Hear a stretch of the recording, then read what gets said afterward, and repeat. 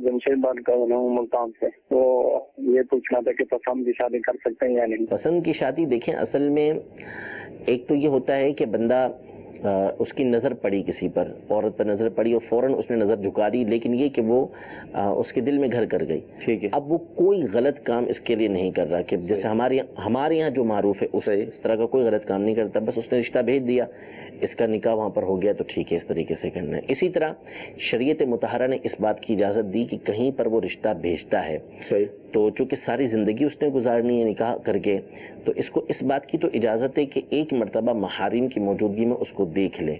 यूँ पसंद अगर होती है तो ठीक है, लेकिन जो पसंद का माना हमारे यहाँ पर हमारे उर्फ के अंदर राइज है, जिसको पसंद करना कहा जाता है, ये तो गुनाहों का अंबार है।